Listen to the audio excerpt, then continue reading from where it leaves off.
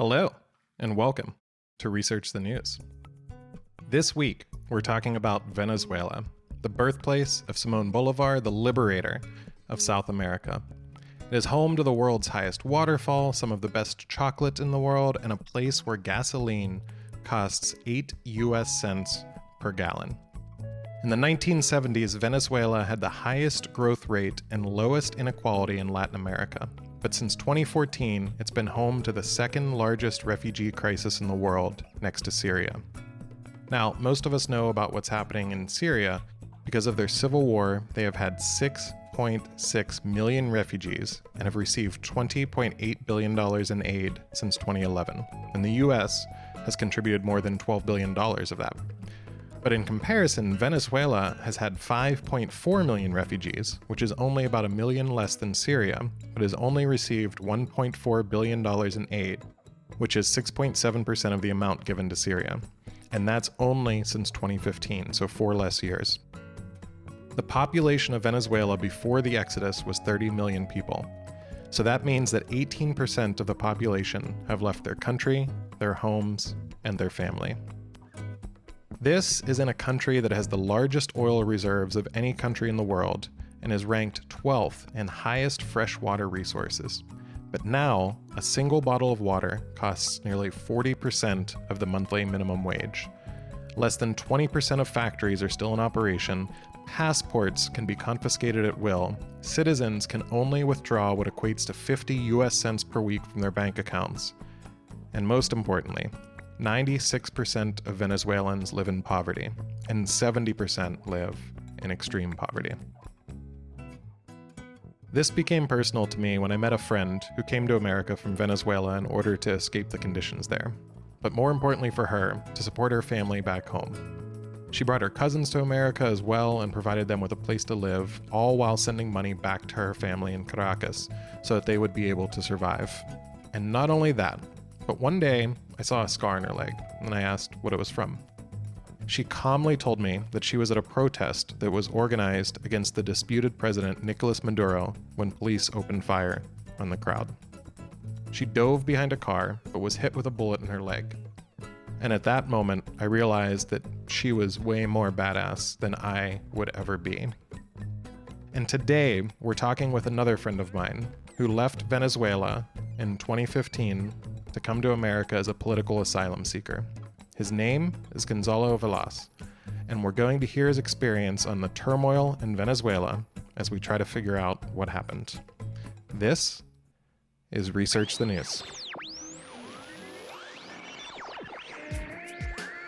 All right, welcome to both of you. Hi. Hello. Thank you for having me.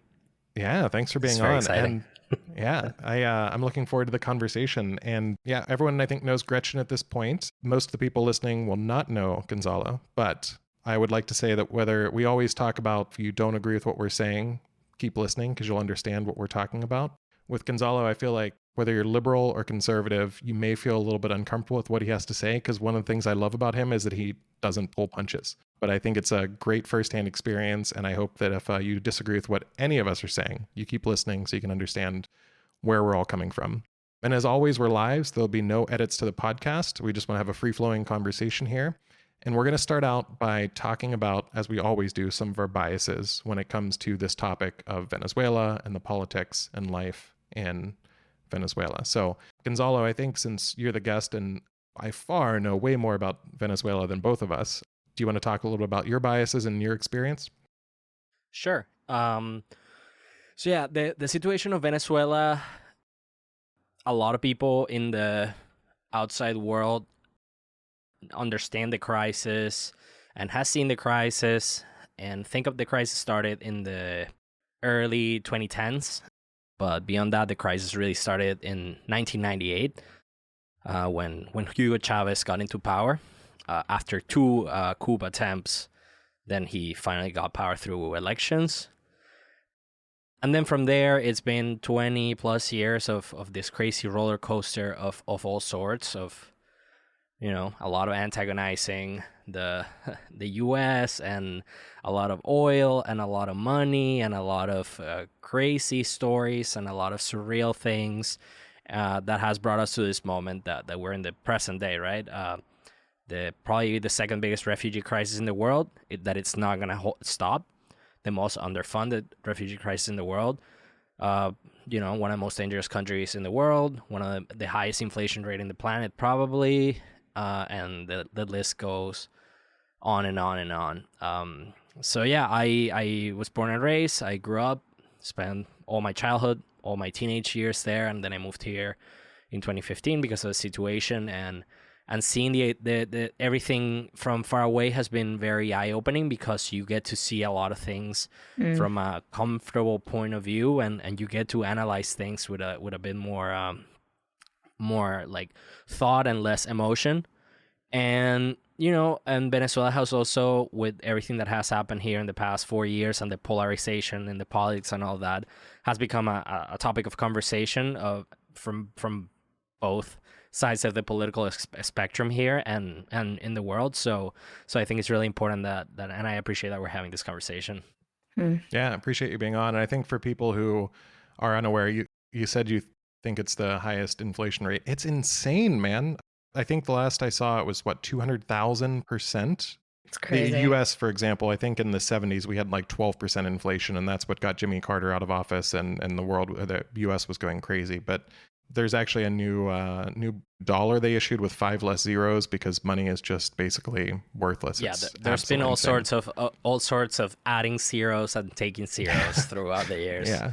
There's always new bills, I honestly, at this point, I can't keep up with the economy. When somebody tells me how much something is, I don't understand, because it's been over 6 years. So the economy has changed so much that I have no way to get how really what prices are for stuff.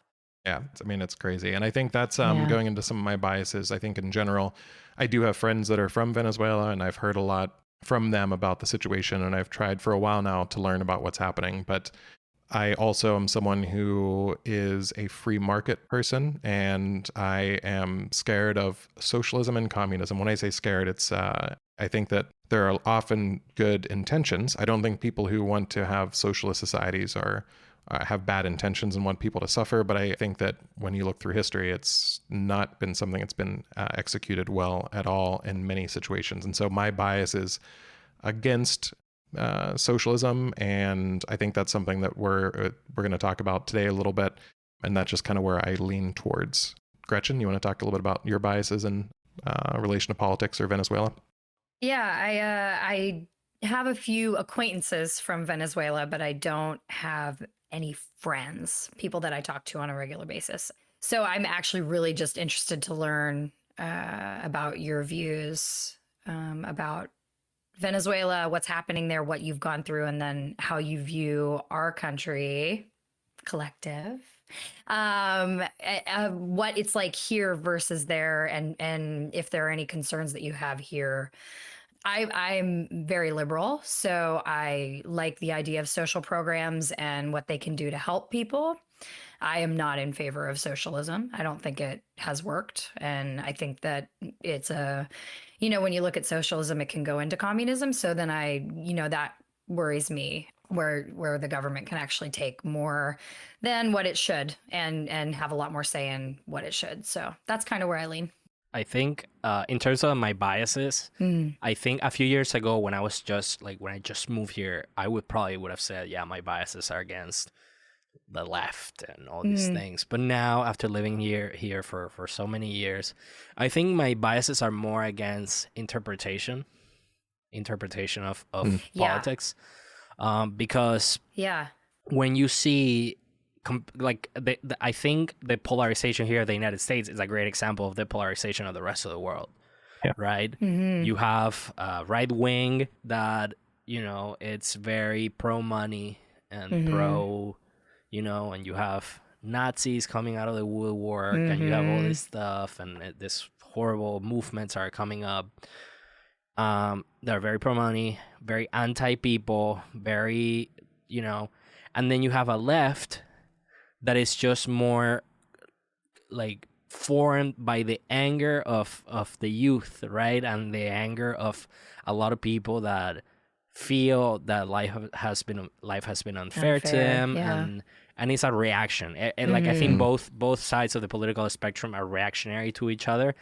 And I have learned a lot in terms of observing how politics really are, because at the end of the day, in my opinion, politicians don't work. Like, very few of them do a good job. And now when I see people that are from the left and they are asking for specific things, I see where they're coming from, right? And I see when people are asking for, free college or a better healthcare system, I understand where they're coming from. Because when you read the news and you see, I read some news recently that this kid got, like, he had an accident and got burned, and he almost lost his life, and he had to get like 27 surgeries, and he got a bill for like $1.7 million. And he literally, this person tweeted, like, I am questioning if I want to be alive. That's when you understand, oh, okay, I think there's something that we must observe. And this, as like an outsider, right? Like, I'm not from here, so when I got here, there's a lot of illusion about the United States that I still kind of have. This is a great country in a lot of ways, but you understand that, as any other countries in the world, it's not perfect. Sure. But when that's on the left side. But when you see on the right how how horrible are the instances that these people are willing to go to not help other people, it's also horrifying. So it's I think being an outsider has helped me see where people are coming from and how they feel. And that has been really helpful, but at the same time, I'm a bit more jaded into what people have to say, because when you live the worst the world has to offer, like I did growing up in Venezuela, like, honestly, I don't really care if an old white man is getting their taxes raised, or if a kid that went to like a super expensive school, says that he wants, like, Mao to come back and communism for everybody. Like, I don't have time to hear any of those people. Yeah, I can imagine. Yeah, you don't sound jaded at all, Gonzalo. I feel like there's no hint of jading in there. I think that's a good lead in, though, because I think that's something when we talk about socialism, when we're talking about the definition of it, I think that means a lot of things to a lot of different people. And for me, I completely see where you're coming from with people, why people want these kind of things. And I grew up, I've talked about this before in the show. I always used to say I was poor, but I've learned that I've American poor, because once you start spending time in other countries and see what's happening around the world, you realize how privileged in general we are as Americans. Just being able to not have the poverty levels that are seen elsewhere. But to me, when I look at socialism, I actually brought up the dictionary definition, which is a political and economic theory of social organization, which advocates that the means of production, distribution, and exchange should be owned or regulated by the community as a whole. And I think that there's two things there that stick out to me. Number one, it's a great theory. Like, that's the thing that I always think of when people talk about socialism and communism. It's a great in theory. Like, yeah, everyone works, everyone contributes, no one's left behind. It tends to fall apart in the details in my mind. But also, too, there's a big differentiation there between owned or regulated. And to me, communism moves more towards the state owning everything, and socialism is more about regulation of everything. And that's where the difference is in my head. And if you two have any different viewpoints on what socialism is, feel free to jump in. Let me know, or else we can move forward and start getting into some questions. Yeah, I feel like socialism usually to me is more like, I think of like a business owned by the people who work there. Like, that's what I kind of think of as socialism. And even maybe like a state-owned or run business. I don't think of it as like a huge scale. I think it's even more a smaller scale is when I think of socialism. I don't think I think of it when it goes to the bigger scale. Then I think it's something else. So yeah, I think socialism is the devil. No, I'm kidding. That should be that's the social media clip. Yeah, there you go. No, I agree. I think I don't know. I think a small scale of what socialism is when you see like a co-op owned business. Yeah. A co-op supermarket and those kind of businesses that employee owned. And I think that's great. But the classic, it hasn't been implemented well. vicious Right. cycle It's almost of as life. like when it's mismismanaged, that's Yeah. when it's, Yeah. it goes to And a that's bad part of the place. problem where I think, to me in general, and if you get into communism, Marxist theory, you start getting into, well, should we even have any form of government? Should it all be anarchy? And then it starts getting tricky because it's like, well, then how do you actually pick who's in charge if you don't have any kind of forms of government? It's like, well, then we pick someone to lead us. And it's like, well, you basically have a government again.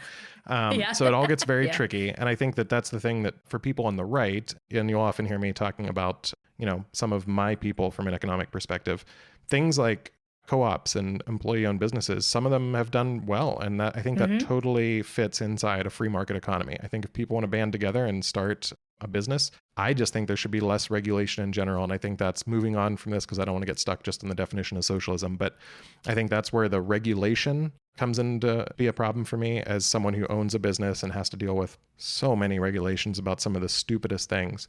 It gets very frustrating where I think we should just be regulated less. And I think that's where, going into some questions for you, Gonzalo, I feel like if you look through, you actually gave me a great documentary to watch, and I just heard about it today, so I'm still getting into it. But in that documentary, it talks about how there is a woman in there who loves Hugo Chavez and is basically idolizing him. And there are some people that are in Venezuela still that have this kind of cult of personality around him. And initially, I don't think that the Bolivarian missions, which, am I saying that correct? The Bolivarian missions. That's all of the welfare programs that Chavez implemented. I don't think they were fighting against them. And I think a lot of people liked them. Yeah.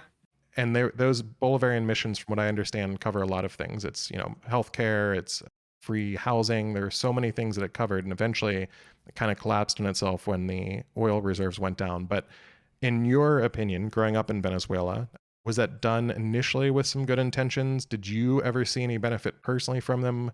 Did you kind of go from liking them to realizing the problems with them, or were you against them from the start?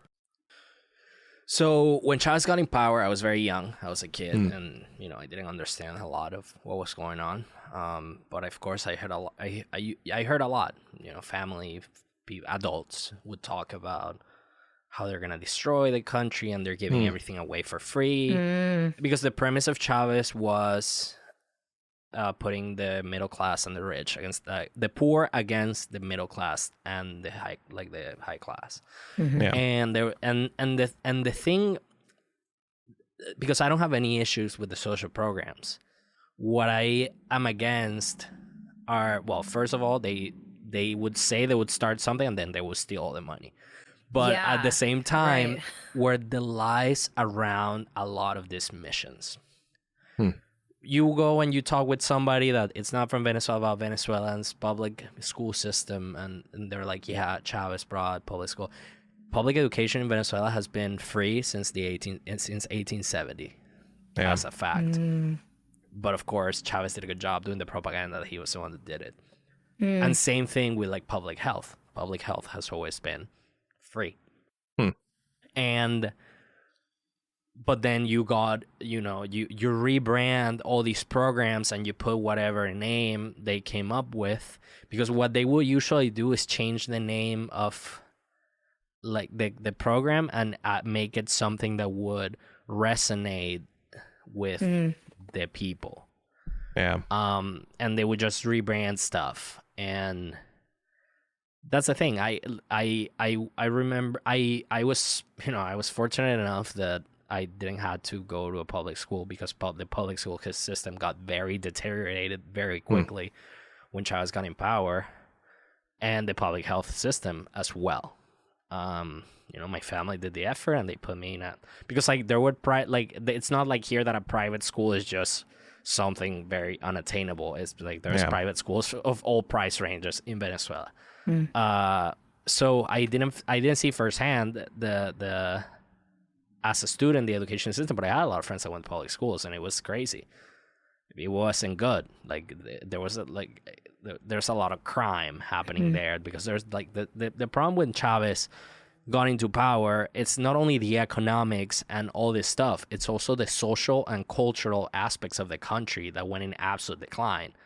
I feel that Venezuela generationally, a generation is absolutely lost in terms of the reconstruction of a society as a fully functioning society.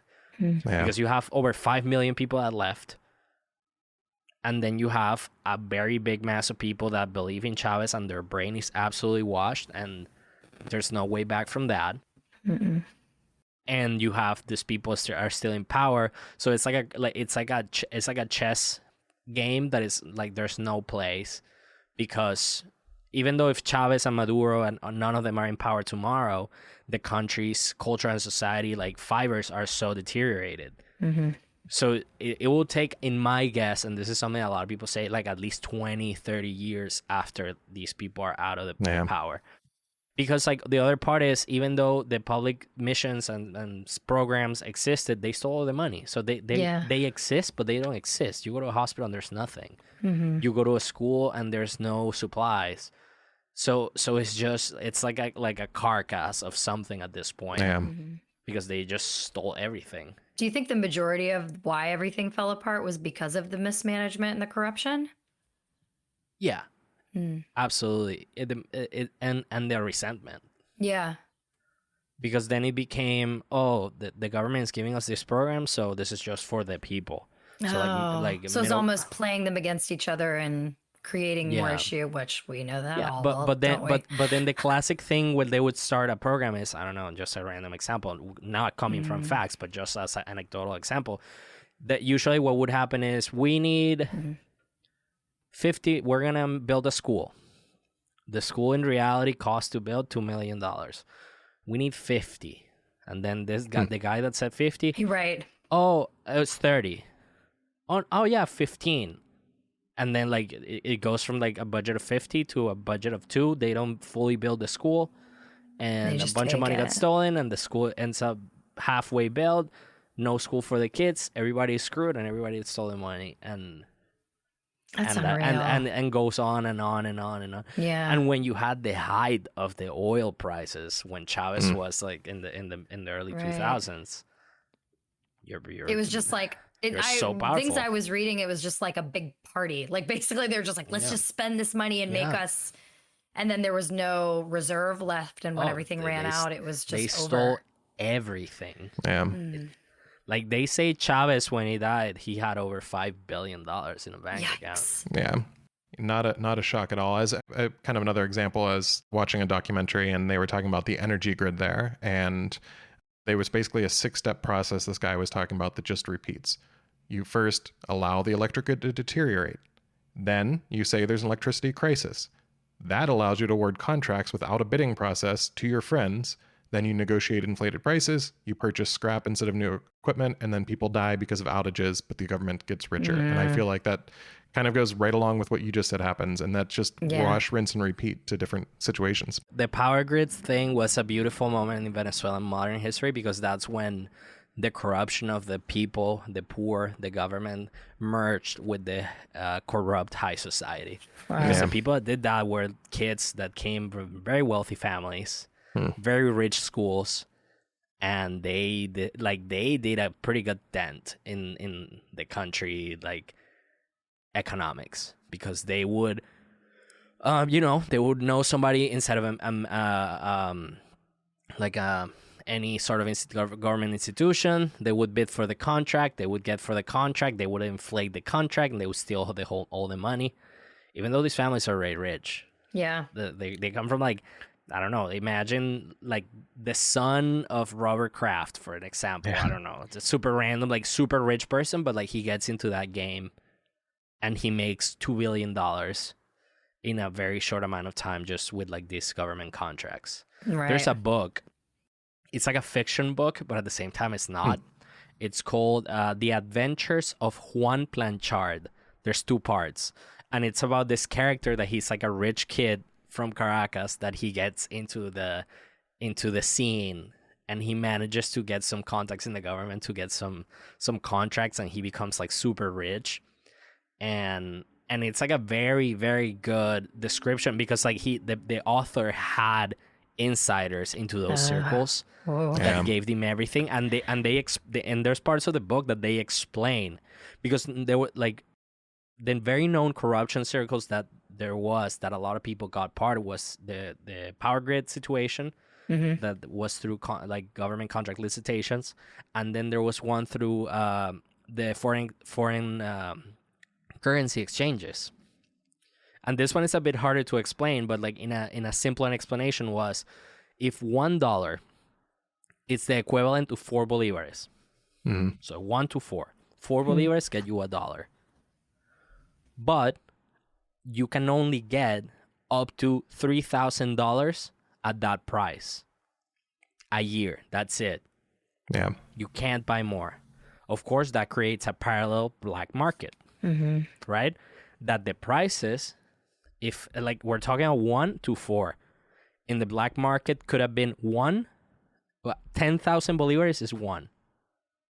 So we're talking, the official is 4 to 1, the black market is 10,000 to 1. So it's thousands percent, like hundreds or 1,000% more money to get access to foreign currency, right? So what would happen is, let's say me, Gonzalo, has a friend that he's a general, and he gets me access to the system. This is a way you can make $1 million in 10 minutes. Right. I buy the 3,000 of 4. I go to the black market and sell it to 10,000. I grab my profit. I have, you made a bunch of money. You go back again to the system. You buy more. You sell. And then you go back and then you do it as many times as you want. And you're pretty much like, it's like a crazy, like funnel of money that it's coming from the same place and ending in like a different place. And a lot of people did that. And that was the way of corruption that the regular people got access to. Damn. So when the economic crisis was hitting hard, what a lot of people would do was, there was travel agencies that they will give you packages to go to specific countries, because to travel you would have to do all this paperwork to get access. If you will go to the US for more than a month, you get access to $3,000. If you're gonna go to Colombia, you get like $750. So there were like agencies to Cuba, they will give you all the money. So travel agencies that will plan you a trip to Cuba, you will get there and you will go to this like kiosks and you will like swipe your card for a fee and they will give you the cash. What? And so you will get to keep the cash. You pay them a fee, you get to keep the cash, you keep your vacations cheap, you come back home and you make money out of that money. Whoa. Yeah. How did that... That's like unreal. Yeah. No, so that's the thing. Like, I don't know a travel agent like that. It became a business. It became... That's insane. I remember I have friends that would go to like... I don't know. I feel I was very dumb at the, or very naive. Yeah. Because I never partaked in any of those things. Yeah. But then, wow. and like that, there's so many things that happen in Venezuela that are just borderline surreal in terms of what's possible in a society.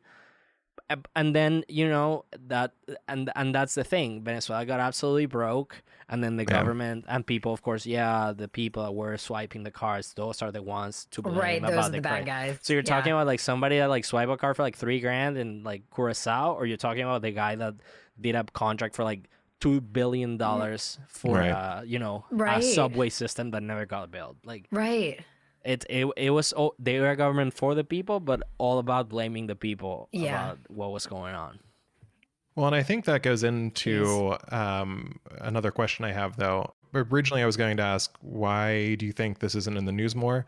And as I started researching even more, I found out Chavez and Maduro, they are really good at propaganda campaigns. And we talked a little bit about this morning, and I'd like to hear kind of your thoughts on this. I was listening to a journalist who left Venezuela, and she was saying that they were amazing at propaganda. They bought reporters in different countries, and they did a great job of being able to promote the government. And now it's really hard to catch up to that because so much money has been distributed. But can you tell me a little bit more about that part of what's happening? So first of all, Chavez was probably one of the most charismatic human beings in the world. He dated like Naomi Campbell and like Courtney. Wait, I'm sorry. Wait, he dated? Yeah. No, that's a real thing. Yeah, and Courtney Love. Oh my goodness! Wow. That's a stretch. I mean, that's two really different people. So for example, I'm gonna give you a grievance about like, and this is more like American left and right and stuff. There were a lot of Hollywood actors that were like, Chavez is the man. Wow. Yeah. And there were a lot of Hollywood actors that got money from Chavez to make movies, and they didn't Right. make the movies; they kept the money. Yeah. Danny Glover, Sean Penn, Jamie Foxx, they were all in Venezuela. Benicio del Toro, they were all in Venezuela. Danny Glover got $18 million to make a movie about like the liberator of Haiti, and that Wow. never happened. That never made. Oliver Stone got a bunch of money to make movies as well. Yeah. So Yeah, so Oliver that's when Stone, you, that's one of the wild. Hermania was talking about that movie and said it was one of the greatest propaganda pieces that were ever created. Roger was the Oliver Stone. Waters. Yeah. Wait, from Pink Boots Floyd? Riley. Yeah. Wow. All right. Boots Riley, the film director. So that's the thing. So, well, Chavez was crazy charismatic. He had so much cash, and they started buying consciousness and propaganda very early in the game. Yeah. You know, they pretty much made what a lot of people call the Sao Paulo Forum. That is when like all Latin America was left wing presence. So it was the Kirchners in Argentina, Lula in Brazil, Chavez, Evo Morales in Colombia, and then there was like others. But they did. But like Chavez would finance the campaigns, so they would like through all oil companies. There's like a scandal you should check out. It's like Odebrecht, that it's the biggest construction company in Latin in like the hemisphere or something. There's like a whole case of all like the money they funnel through there to pay for like the campaigns of all these presidents. So besides that, I told you early, one thing that Chavez did was through the oil companies, they would buy oil for heating for the very poor neighborhoods here in the U.S. Yeah. In the Bronx, in like all the like in the poor neighborhoods in like Dorchester, I think here in Boston, in like all the big cities where like the winter was really hard, like they would like through Citgo and like the oil companies. I don't know if it was through Citgo or another one, but they would like funnel oil and money. And then you would like, you know, then it wasn't a surprise to see a mural of Chavez in the Bronx. Right, which is just... And people will be like, yeah, he's the best. I don't know, like, because there was at some point. I don't know if it still is. I think I remember. So it was that. And then through the past of the years, you know, the world has changed, but they have still invested a lot of money into that. So right now, if you go, there's a couple media outlets. There's one called Gray Zone, and there's another one that they're like the equivalent to like Newsmax and whatever. Like they're very far left, and they're just very so they sometimes post on Twitter and Instagram that we're in Venezuela and everything is great. But what they don't show is like they have like 12 bodyguards each, and they're going in more cars. Right. Like, you know what I mean? Like it's just ridiculous. But what that does a really good job is like people get really pissed. People get so pissed, like how, and in my personal case, I learned to like be better about managing how I feel about that. But you see what's happening in Venezuela. You talk to your family, everything is horrible.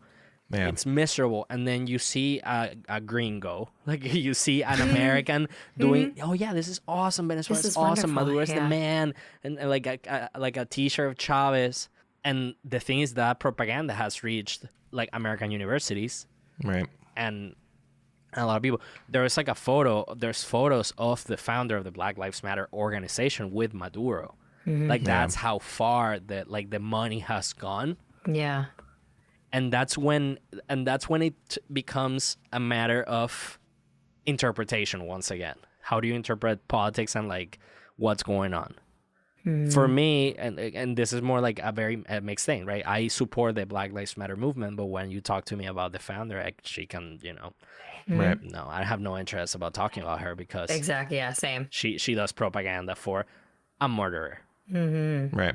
And then when you talk about, in the case of the right, how they have done a good job, like channeling that anger to the left in the Venezuelans. If you go to in Florida, to the very Venezuelan neighborhoods, there are Doral, Weston, and parts of Miami, it's like the Cubans, like very conservative, hardline right wing. In the elections, they would support Trump, and that was used as an advantage. Trump for a long time promised that he was going to do something to help. He did some stuff. I got to give him that. He was the only one that like sanctioned a lot of people that needed to be sanctioned. They put Maduro and others as like most wanted people by several like organizations. Right. But then you see how well, like how propaganda works. Yeah. From one hand, you have a group of people that are just escape a country. They're tired. They're exhausted, they're pissed, they're unhappy, they miss where they're from, and you give them, and then you have the left doing all this stuff. It's so easy. It's like, oh, look, these people are trying to turn the U.S. into Venezuela. Yeah. And that has been my biggest issue in my time here, especially last year with the election, like the way Venezuelans and the Venezuelan cause has been weaponized. Because for the right, it's just like a campaign tool. Yep. Don't vote for whoever. Don't vote for Bernie. Don't vote for Biden because they're going to turn U.S. into Venezuela, and we can't allow that. And then you see like the furry guy from the insurrection sending a video. The Viking guy, yeah. I hope the Venezuelan people get their freedom. You know what I mean? And then you get like the machines were hacked by Hugo Chavez and whatever. And then you get the left, and you see Bernie Sanders, AOC, and them never condemning Maduro.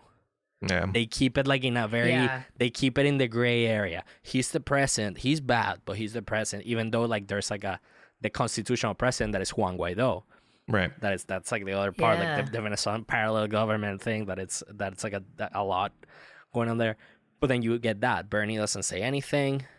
AOC keeps it like low key. Ilhan Omar says some very ridiculous remarks, and they just never are like, oh yeah, Maduro's the dictator, he needs to be out. Yeah. Right. Even though like the brutality is absurd from him. One of the things so Bernie Sanders is I think we talked about him before in the show.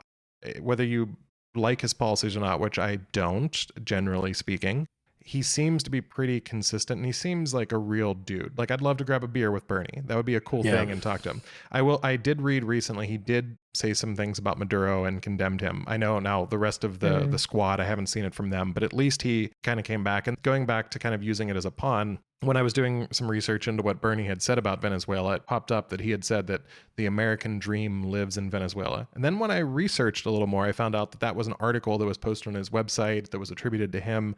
And I agree 100%. And it's not just Venezuela, but it's everywhere, where everything is, well, yeah, this is bad, but the other side is worse. And this is why Venezuela is going to be used to show you that socialism is bad. And then it's like, well, but they get free healthcare, and you go back and forth. Yeah. And I think that everyone should take a look. That documentary, I was trying to think of the name earlier, but I forgot it, but it's Once Upon a Time in Venezuela. And seeing documentaries about what's actually happening there, when you put a face to it, and you see one of the most heartbreaking moments that I saw in that documentary, there was a boy who was in the water. It was in Maracaibo, a large lake there that's one of the largest resources for oil in Venezuela. And they were swimming, and their feet were covered in oil, him and his sister. And they found this turtle that was swimming, and the turtle was just coated top to bottom in oil. And the kid got really excited and said, wow, these make really good soup. And the sister was like, well, it's a small turtle. And he's like, I don't care. They were so excited. And that should be a moment where it's like, oh, that's cool. Two little kids playing in the water. But you see these kids covered in oil, about to eat a turtle that they are so excited to have because it's food. And it should break all of our hearts. And that should be what the focus is on. And when we look at, we talked early on, $1.4 billion in aid over the past, 5 years. And I'm not sure, I think it's 2 million or 3 million migrants have gone to 5. Colombia. Well, 5.5 overall. Colombia, two and something, yeah. Jumping across the border there, and that's a country of, I think, 20 million people or 30 million people, and so it's a huge portion of the population, and we're just, it's not talked about as other than a bargaining chip. I think a lot of what's like condensing everything about Venezuela that happens in the spectrum of the world, a lot of it is like Maduro wins because he has more money and because he's evil, of course. But when you take it to like smaller battles, and to give you some points that we're talking about propaganda, I'm gonna give you an example. You just said about the pollution and the contamination in the Maracaibo Lake. like the how like the Amazon is being destroyed, the way that it's being destroyed through like mining, all that stuff. Yeah. There's like a lot of premises about like the left being ecologically conscious and all that.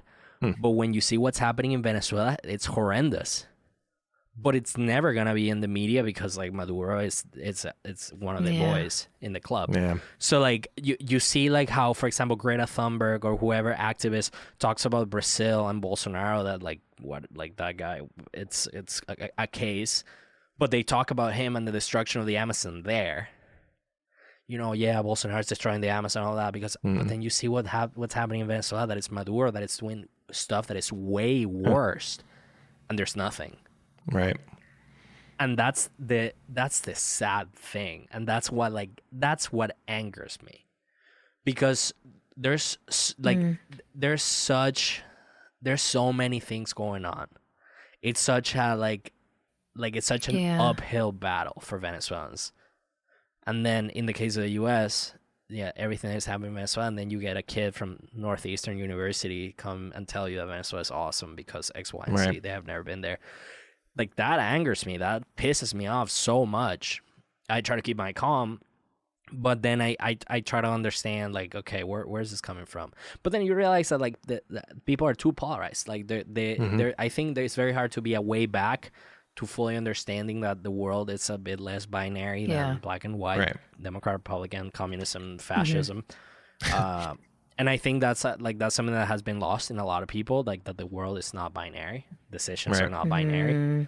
And when you see what happens in Venezuela and the reflection of like how people carry that cross, because we're talking about over 5 million people that have left recently. Right. Plus the whole bunch of the left as soon as Chavez got in power, and the other bunch around 2002 when the coup that they try to get Chavez out. You're talking about millions of people that they left their place. They left their home to go to places, to new languages, to new things, to carry something.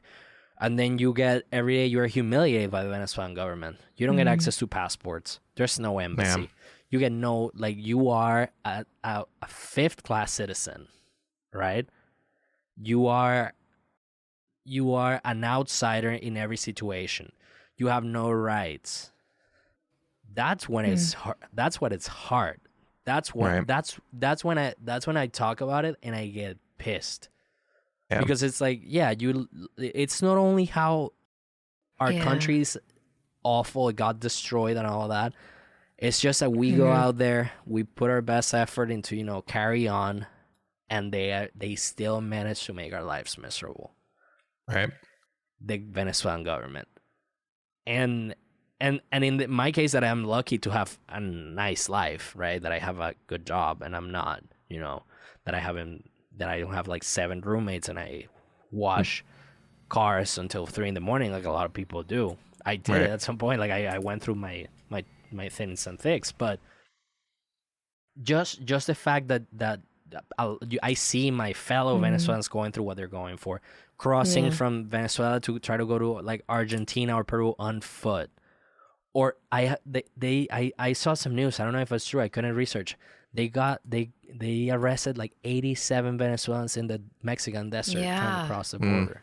Like, imagine trying to come from Venezuela to get to Mexico to drive across the border. So can you imagine the level of desperation people have? Yeah. So I have to listen to some kid here. Yeah, like, that's what that's exactly what I thought. That's the painful. That's the most painful thing about this situation. Yeah. Well, and I think that's even talking about. Oh, go ahead, Gretchen. Go ahead. No, I was gonna say. So I don't know your story about how you came to the United States. Was it difficult whenever you came?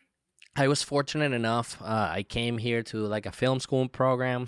Thanks to like my family supported me with that, and then I made the decision to stay. I was very involved in like the whole protest movement back home and like the opposition, and I had a lot of involvement with that throughout the years. And then in the last few years, when stuff got really hard, I was working for like a political organization that was like neutral. It was more about like elections and democracy more than like partisan stuff. But that's the thing, like the government targets all sorts of organizations, even though they're impartial. The government targets them, and you know they would say that we are trained by the CIA to you know do a coup, all that shit. You know, and so I came here. My plan was never to stay here. Like my plan was to come here and then I come back, and then you know life got way harder. And right now, it's still bad. It's better-ish. There's like a weird economic bubble happening, but still, like it's a very bad thing. But I see the stories. I know like people that have gone through like very horrible stuff. There's a comedian, Jose Rafael Guzman. He's like our Seth Rogen. Like that's the equivalent. Like very stoner guy. He makes like very strange comedy. He was making like this, like he would make this documentary series for a while in Mexico that he would like do like I'm gonna live like a homeless man for a week, and he does like crazy stuff like that. And he did one that he decided to do the walk from Venezuela to Peru with the migrants. How long is that walk? Do you know?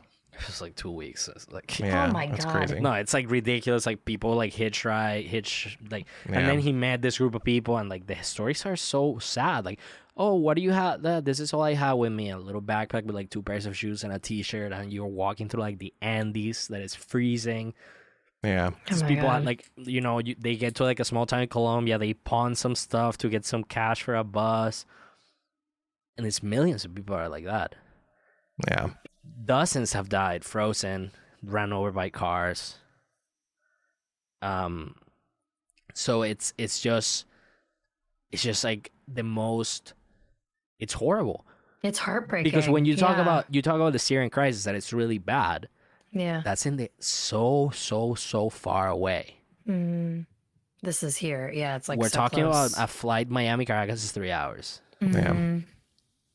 2:45 a good time. You know, like it's there. It's the backyard. Right. And then it's that. Plus, you know, having a government that is like a criminal organization. Yeah. That drug traffics, kills, kidnaps, destroys. They do anything in their power. They have the money to cover themselves. I was telling you that they arrested this guy that he's supposed to be like the front man for Maduro, as for like his money. He's in Cape Verde. He has been arrested for the U.S. has been trying to extradite him for 6 months. So far, the cost of his defense has been over $120 million. It's insane. In Absolutely lawyers. insane. Wow. Yeah. And bribes and stuff. Wow. And Well, then and go ahead. No, I was going to say, talking about kind of the resistance, you said you were involved in that, and I didn't want to hear the story earlier because I didn't want to ruin it for today, but you talked about being as part of the protests in 2008, I think it was. And what happened to you in 2008? No, I mean, in 2008, I was just in school, right? Like, I was just, like, protesting. And the thing with me was, every time that there was, like, a protest, every time that I was there. Since I was very young. Yeah. I was always present. I was always there because I wanted a change. I wanted something better. I've always wanted something better. And, like, I would go there, and I'd be there, tear gas and all that stuff. And there were times that we almost would get arrested, and there would be times that like the government would like release their gangs and people would shoot. And like there were times I saw some, like I remember in like the craziest protest cycle that was 2014. I remember like the first day of that protest there was like if I'm not wrong, like 4 people died that day. And I remember I was there, like in the place where it all started, like 2 blocks away. There's like one of the most famous people that died there. That it was this kid that got shot by like the military police. He was running, he got shot in the back, and that was 3 months of protests that never stopped. Damn. It was every day. Wow. And it was people were comparing it. That was when like the Ukrainians were protesting, and people were like giving a lot of parallels to that. I think they were braver than us, but I also think the Venezuelan government is way more ruthless. Yeah, because they arrested over 3,000 people and tortured them. I have a cousin, a friend that he has been arrested for 5 years. He was arrested around that time, and they just move his audience all the time. I know a couple people that got tortured in very messed up ways about like sexual torture, like men. And going back to what you were saying, this is the problem in general. The media, the national media is something I've obviously had a problem with for a while. And, it doesn't get covered in the liberal press. And in the right-wing press, you have people like Tommy Lahren, who's just yelling and saying, we're going to be like Venezuela. But there's no actual discussion about context. Until you start talking to someone from Venezuela, until you start looking at documentaries, we have no concept in America. I was watching a BBC documentary where a guy had been taken into jail, and when he was doing his interview, they had his arm had a big scar running through it. And they released a video that while he was in jail, one of the guards was sympathetic to him. So that's something too that I felt was interesting, because there apparently are a lot of the guards and cops that are still sympathetic to the cause and are trying to do something different. And they went back to a clip of when he was actually in custody, and his arms were just ripped open. There was iodine, blood everywhere. It was open wounds. He was begging for someone to help him, both locally and internationally. And he stayed in jail for several years until he was finally let out with no kind of uproar. And it's weird that we're hearing about these kind of things now just because I happened upon a YouTube documentary in the BBC instead of something that should be talked about in the front pages everywhere. A couple days ago was the 4th year anniversary of this kid that got killed in a protest. Juan Pernalete was his name, I think. And he got killed because he got shot. There's mixed stories, but pretty much he got a National Guard, a police officer, whatever it was, shot him a tear gas grenade into the chest. And like literally fracture his chest and kill him on the spot. Yeah. So it's just a matter of like, that's police brutality to the top. There were protests, stuff like that happened. The government would send gangs to shoot people. The military would use real bullets, or they would like shoot tear gas cans directly to people, or they would like, there was a video you can find that the house, like a protesters got ran over by like one of those police tanks that it's not like a full tank, but it's like armored vehicle. They would use like this claw that it was like a claw they would like throw with a chain, almost like fishing people. They would drag people in the motorcycles and beat them with the helmets. Like, that's a level of police brutality. And what happens in the media here in the States is what you're saying. When something gets talked in the liberal media, it's very watered down because they're trying to like they're trying to see there's good people on both sides, quoting a former president, and they play it that way, right? So when like the whole thing about the Juan Guaido happened, that he is constitutionally the president, right? There you wouldn't see any media outlets putting President Juan Guaido. They would put self-appointed president or opposition leader. Yeah. And that's a great example of the bias that there exists. Like that people can't get past to the propaganda in their minds. And then like the news that you'd see that are critical are more like economic, and they touch a little bit on like the sanctions thing. That that the sanctions are not really doing anything. They're sanctioning people because like they're sanctioning like a bunch of like military people to come here and spend their money in Disney World. That's what it's avoiding. The sanctions, what are they doing? It's like if one of those people tries to come here and like buy a house in Miami, they're gonna get arrested on the spot because they're human rights violators. That's what the sanctions are doing. But then you're talking about how the sanctions are not letting the vaccines in, and then on the other hand, you find out that the organization that is in charge of distributing the vaccines is offering 3 million doses of the AstraZeneca, and they say no because screw the people, and we just want to get the Russian vaccine. Yeah, like the sanctions aren't doing anything, and the sanctions plus having this huge machine of propaganda, it's the perfect storm because you can attribute everything to the sanctions. This thing happened, sanctions. Okay, sanctions. Like it's too easy. It's just like there's no. You don't even have to look for any other culprit. It's there, the Yankees and the sanctions and.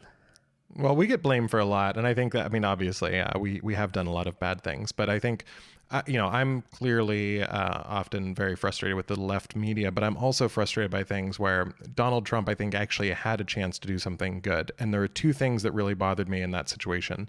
Number one, in general, whether it's a Republican or a Democrat in office, I always feel very uncomfortable when we have our State of the Union addresses and they bring up some war hero or a family member of someone who died, and we just stare at them and clap. And I want to support them and I want to say, wow, like you are all heroes. But in that setting, it's completely propaganda. It's our American version of propaganda. And it comes from all presidents. And they brought Juan Guaido to the State of the Union and they stood him up. And I actually texted my friend, the one who was shot in a protest, and I thought something good was going to happen. I said, you know what, if this is starting to get press, at least on the right, because that's the problem with the press on the right, is unless Trump was saying it was good, you weren't going to hear about it. And it was all about what the narrative was. But I thought that was a chance. Okay, we're talking about Juan Guaido. There might be a change. I was excited for her and for my friends are from Venezuela. And then apparently John Bolton worked behind the scenes, which we talked a little bit about him earlier when we were off air. He's someone that I think liberals will say, well, that's one of those terrible conservatives, and conservatives generally don't like the guy. He's a war hawk. But in a situation where there was actually a chance for change, there were, I think, and correct me if I'm wrong here, I think there were, a convoy of aid that was coming in from Colombia that was brought there by the Americans going across the border, and they wouldn't let the aid in. Not only the Americans, it was like all people. There was like a Live Aid style concert. Yeah. That was a very strange day. Yeah. And the National Guard burned it, and it was like a thing. The National Guard of Venezuela burned medicine, supplies, and food. And then there was like an article that saying American news media article saying that it was the protesters burning it to just blame the government. Like it was just like a whole thing.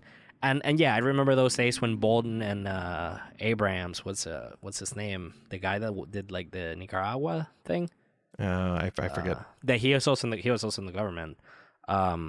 That famous video of Ilhan Omar questioning him for being a war criminal, all this stuff that I saw a lot of my friends sharing, and I was just like, it's crazy because like these people were known to pick wars in a few years ago, and in this case they were just like, no, we're trying to figure out how to put medicines in like this. That's pretty much how far we're going. Wow. And then in terms of the promises of the past administration to Venezuelans, for years, there was the whole thing about the TPS, the temporary protection status for Venezuelans. Yeah. Trump could have approved that with a signature. Yeah. He promised it for months. Biden approved it like 2 weeks into his term. Yeah. So that says a lot.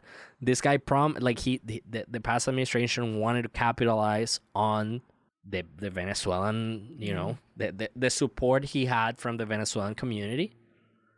And he never gave them anything.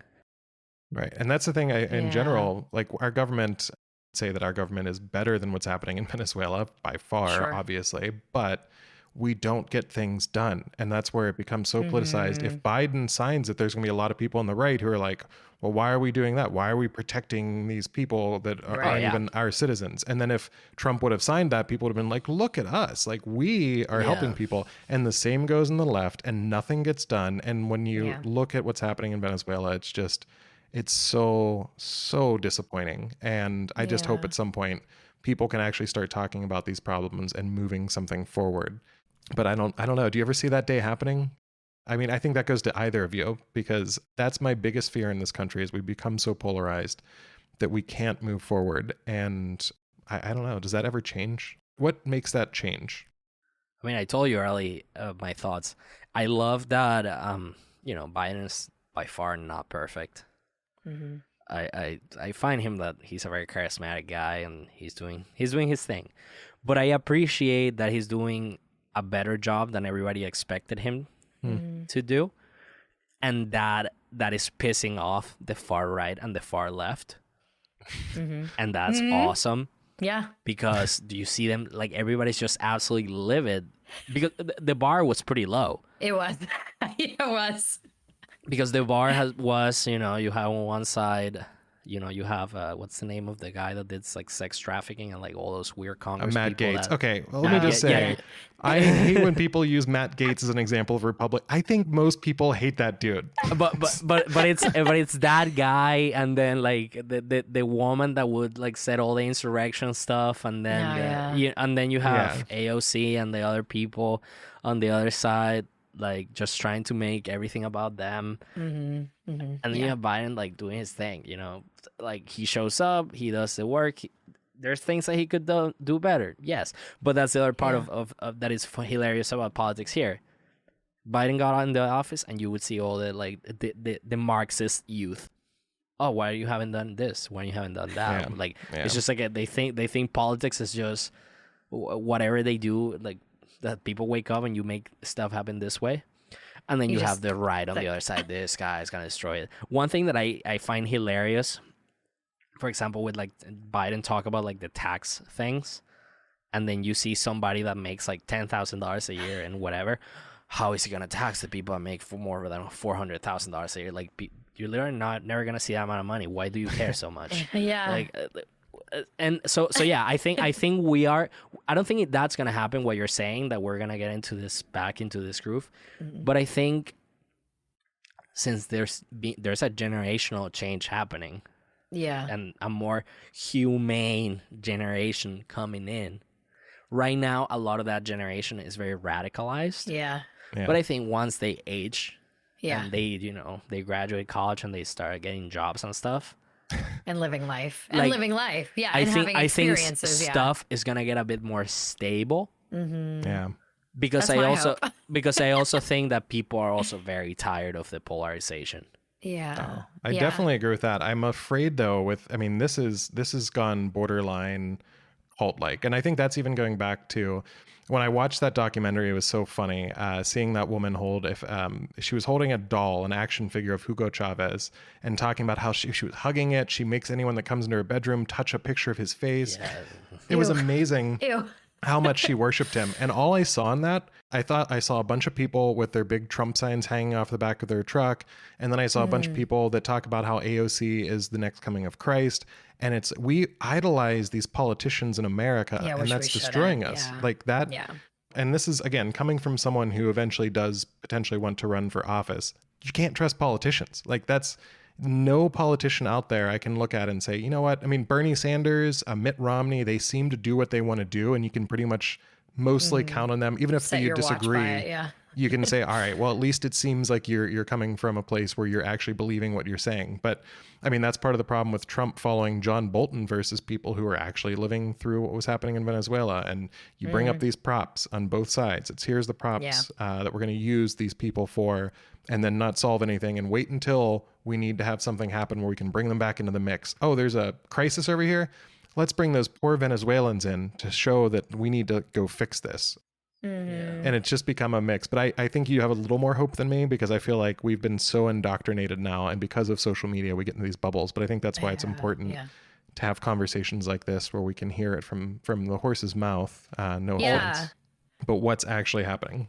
Ultimately, for me, I love the U.S. Like, honestly, like I mean, I have days that I'm just like, what the hell is going on with people here?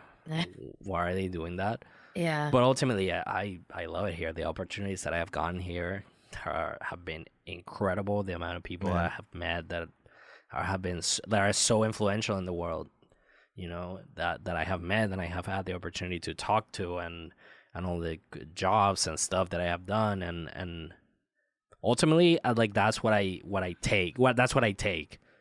Yes, there are days like, because like it goes from like a crazy illusion that you think this is the best place on earth, and there's like, because like that's what you get from all the movies and all this stuff, and you think that it's awesome, and then you get here and you realize like, oh, there's a lot of flaws and there's a lot going on.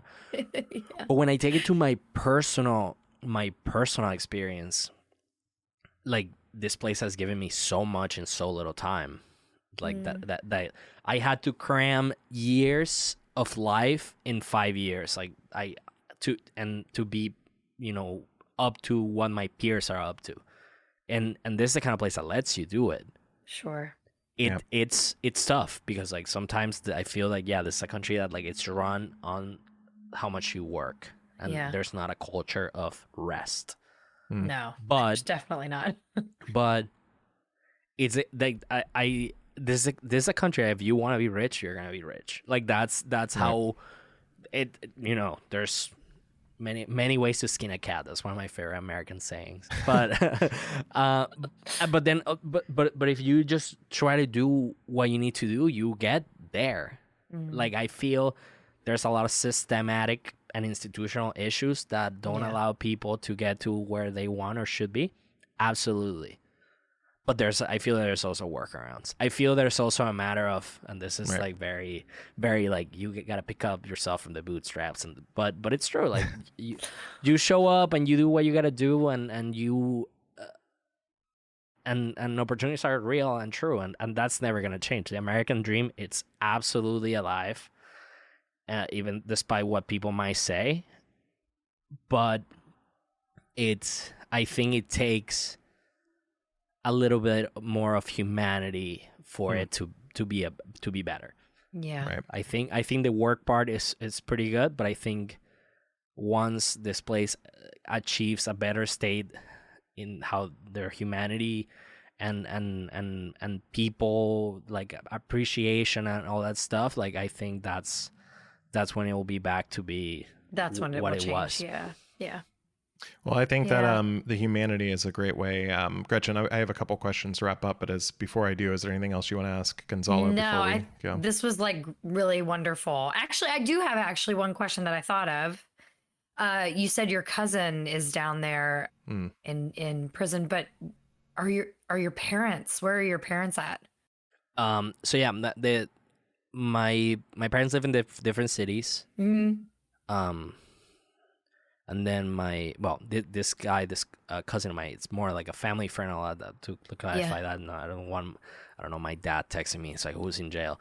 But but yeah, my dad lives in the capital in Caracas. My mom lives in Valencia. That is the city. And do you have like a lot of contact with them? And yeah, I talk to my parents. My mom every day. My dad almost every day. We keep good contact. I talk with the other relatives that are there. I was trying to keep in touch with them. Trying to figure out how they are. So yeah, I mean, contact is possible, thank God. Yeah. And are they doing well? Are they, you know, well, hanging in there? Sure. As any other like Venezuelan that is abroad, we send stuff, money, or whatever they need.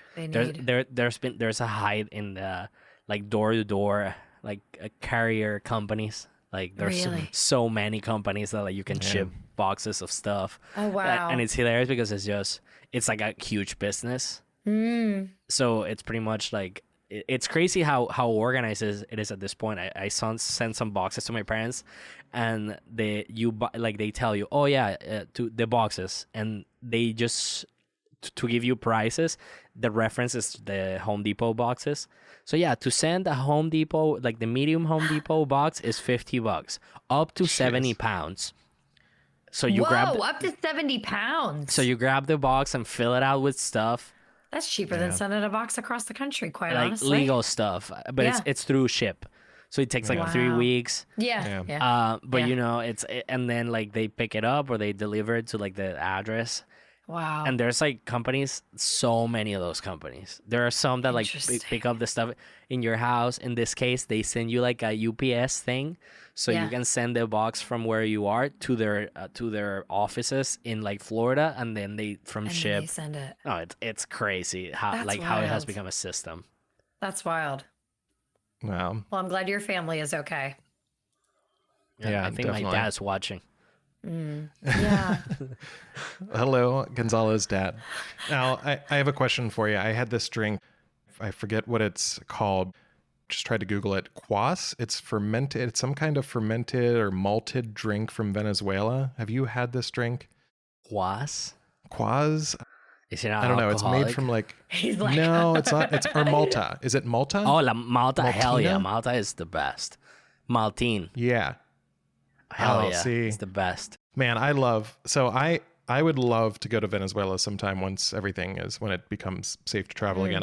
I didn't mention this, but I did go to Colombia, which is right next door, and I absolutely love that country. It's yeah, my sister went there too and loved it. beautiful, Colombia's awesome. beautiful country, Yeah. amazing people. One of my 2 favorite countries I visited, and I would love to check out Venezuela. And I had so much good food in the area. I tried Malta, and my friend that was from Venezuela, the one who was shot, she used to work at the plant that created that, and she said that apparently they made dog food in the same plant.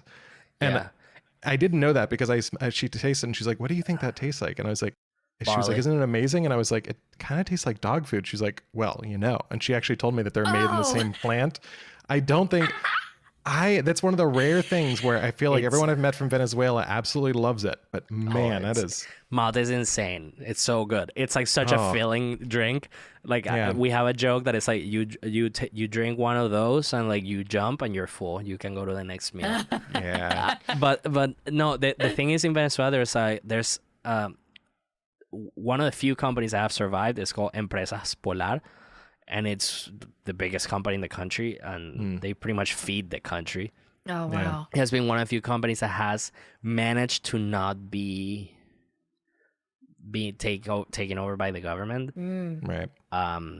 They have expanded at this point. Like they realized that they knew that at some point that could end, so they have expanded to like Spain and here in the U.S. and Oh, Colombia. Smart. But they make everything. They are the ones that have like the license to make like Pepsi and like Gatorade Okay. in Venezuela. Gotcha. So like they they make all that stuff, but they make everything. Wow. Like we're talking from like sports drinks to like flour and cookies and ice cream and everything that is food related. It's them. Wow. But Malta is the best. There's a great Venezuelan place in Pittsburgh that I had that's in the south side of Pittsburgh that a friend of mine, her family owns it, and it's amazing food. But that Malta, whew, well, that's the one thing I think we'll disagree on throughout this podcast. Yeah, I'll it's try it not for again at some everybody. point. I'll have to try it again. That's what I want to wrap up with you, though. We talked about family, we talked about Malta, and I think that's where we talk about humanity. I think one of my questions for you is, I think what often gets lost is the fact that you love America, which is so encouraging to hear, because I feel like we do have a country we are all blessed to be in America. Hell yeah. Tough situations, but in general, we have so many opportunities here. But what gets lost is the fact that 5 years ago, you were in your home country with your family and around people you knew and grew up with, and now you're here, and I think we often forget about, wow, that's a gigantic change. It's a And I huge think change. what is it that you miss most about Venezuela? That's something as you can imagine, I talk about a lot with my friends. Ray, well, you have met Andres. He lives here. He's one of my best friends from back home, and we live here together. I mean, not together in the same house, but in the same close by. Yeah. And we talk a lot about the thing about Venezuela that we miss is moments, of course. But the thing about those moments is that those moments are never coming back, because so many people have left that our friends from back home are just spread all over the world, and times changed and it's harder to catch up because people are in different time zones, people are living through different things, some are having kids and all that. And I miss a lot of that. I mean, I miss a lot of those like spontaneous moments that we will have. I will have my friends, spontaneous moments. I will have my family. I miss being with my mom and just, my mom and I were very close, and we would go out and eat and hang out, and or with my dad, that we would always go to like different restaurants, and we would different restaurants. We would always go to like the same 3 restaurants. It was like an Italian restaurant, a Spanish restaurant, and this more like Venezuelan restaurant, and we would go to those 3 all the time, and I miss that. I miss that a lot, and I cherish those moments a lot because it's it's they're very important for me, and a lot of those moments are not happening again. And I think a lot about that, and I think a lot about the weather for sure. No, Caracas has the best weather in the world, like by far. And I miss you know, I miss the sense of belonging in my surroundings. That I am from here, and these people are my people. I have done a pretty decent job in adapting to life here, but I'm always gonna be an outsider, and I get it. I made peace with it, but I miss that sense of like, well, I'm from here, despite me not being super happy about the situation. I feel there's like a connection that you have with a place that you're from. Yeah. So yeah. Completely Do understand. you feel that you've been kind of demonized or anything like that when you've like after you came? Do you feel like there's a feeling that because you feel like you're an outsider, is that coming from a specific place? it comes from the place of like with all the stuff that is happening here, you feel so powerless and hopeless sometimes because I'm not from here, so I'm like that. I feel like sometimes that makes you feel less than the like people are from here. Yeah. And then you see what happens. You see like when people are racist towards Latino immigrants, or when you see like police brutality against Latinos, and specifically in the case of Latinos, to not go any further than that. Yeah. I talk about this with my girlfriend a lot, that sometimes I get scared because it's like it's such a sense of hopelessness that my country and my government let me down, and who else is gonna care for me? Right. But at the same time, that I try to go and just work around that, because like that's not gonna change. That's the painful thing about the Venezuelan situation, that and this is something and this is like the easiest explanation that I can give to people about why is it so painful. When you mourn or you grieve somebody, like somebody passed away, and that person passed away, and you gotta go through like the steps and figure it out.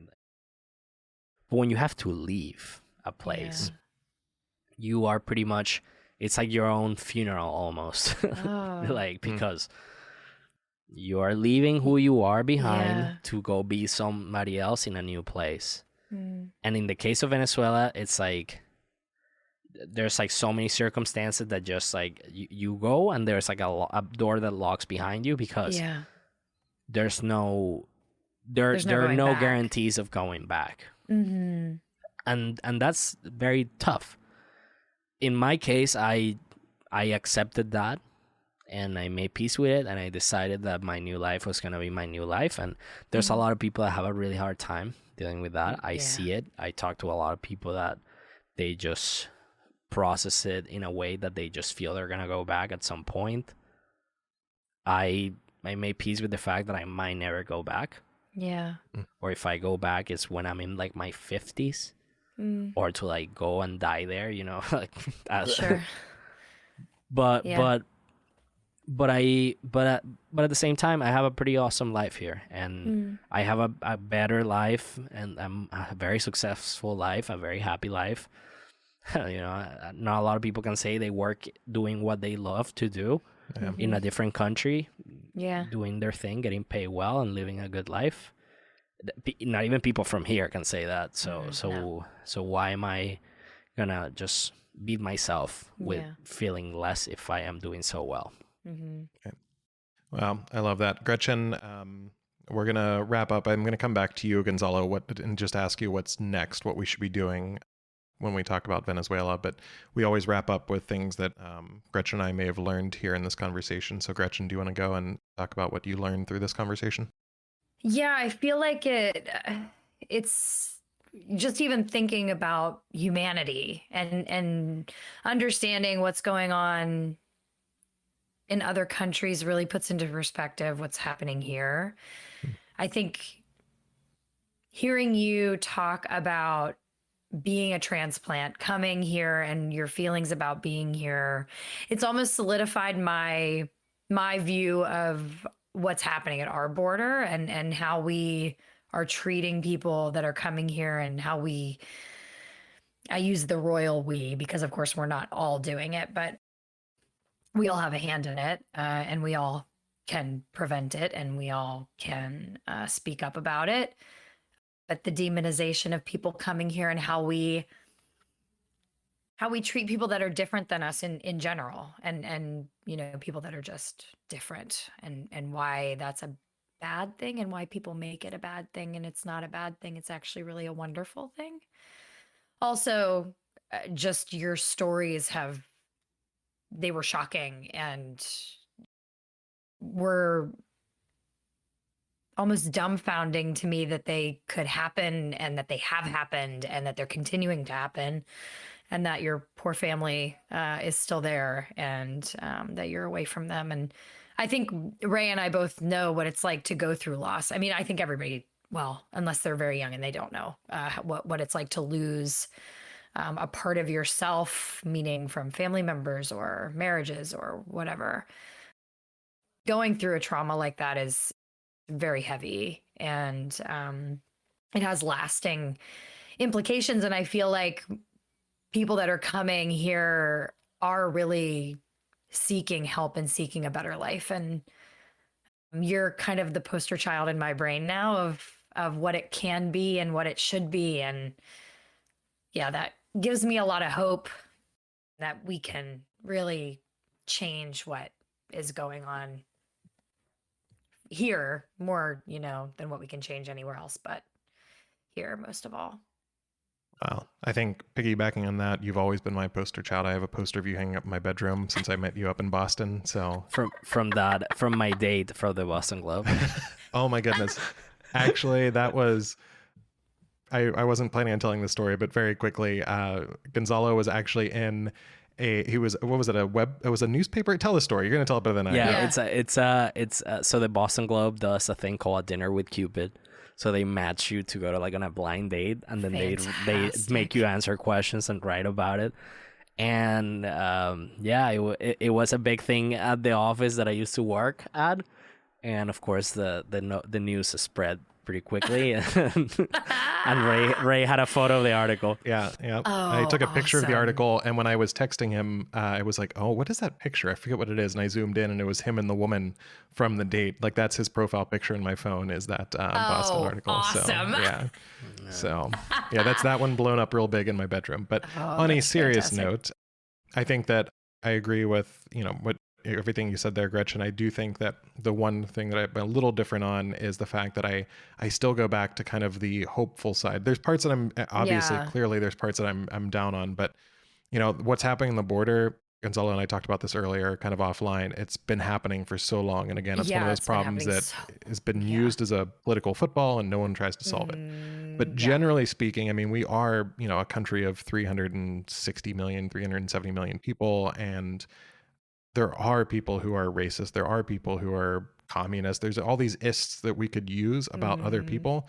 But at the core of it, we do have a pretty diverse nation. And when you look around the world, we have a very diverse country. And generally speaking, we're good people. And I think that's something that it's so nice to hear, even though you've had struggles, talking about how great America is and how much you do love being here.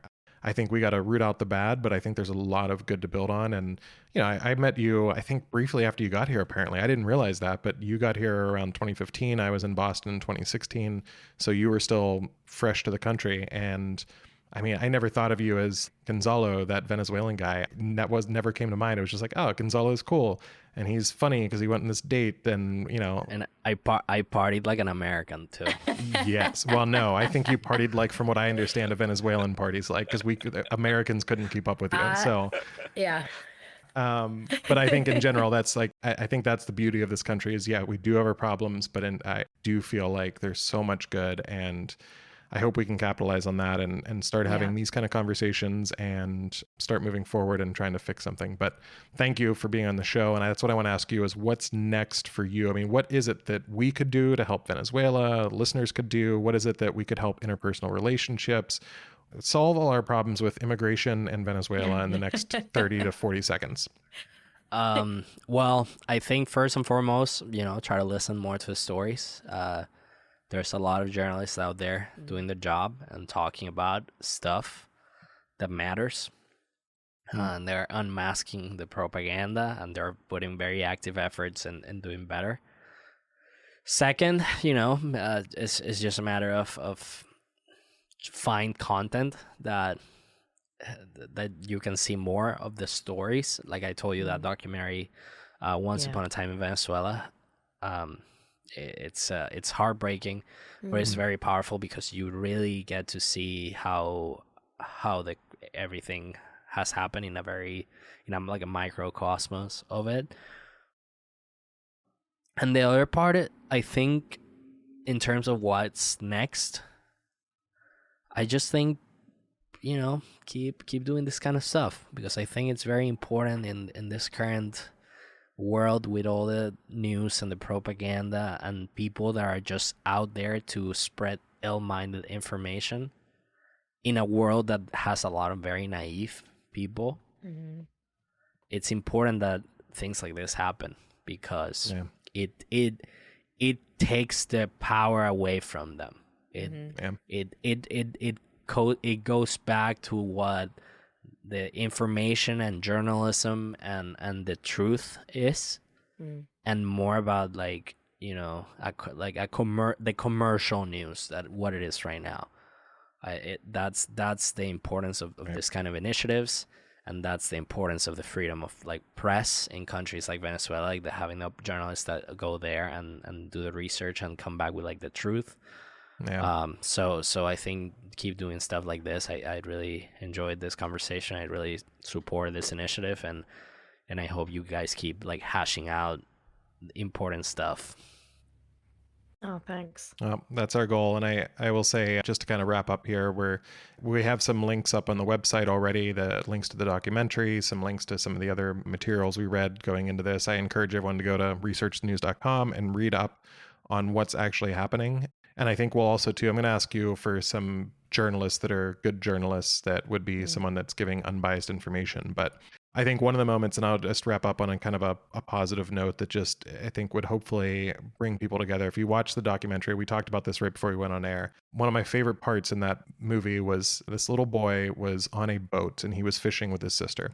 And he picked up a fish and cocked it. So he took the tail and kind of cocked it and started shooting. He went bang, bang, bang, bang. And I just thought of every little boy that I grew up with in the neighborhood, using our airsoft guns. And it's just kind of a thing that boys do around the world. And the little girls were dressing up and having their pageants. And it was just this beautiful moment of these kids in this really terrible situation, just being kids. And it breaks your heart. And you also see joy in such a bad situation, and they're still finding ways to be happy. And I think that's where, if we see those kind of things, hopefully people who are on the left that think Chavez and Maduro are amazing can start seeing that maybe there's some problems there. And people on the right that have used Venezuelans, any population, as pawns and only want to talk about the economic side of it can say, hey, there are real people being affected by these policies. It's not a point to just bring someone to a State of the Union and say, hey, look at me, I'm helping. And then absolutely nothing happens, but you scored some political points. So seeing those children, it was both heartbreaking and also to just heartwarming, seeing just little boys, little girls being kids. And I encourage everyone to watch those documentaries. And I thank you guys again, both for being on the show. Hopefully we'll have Gonzalo back again at some point, but check out the website. Feel free to share this podcast, and we'll be coming back with you next week for another episode of Research the News.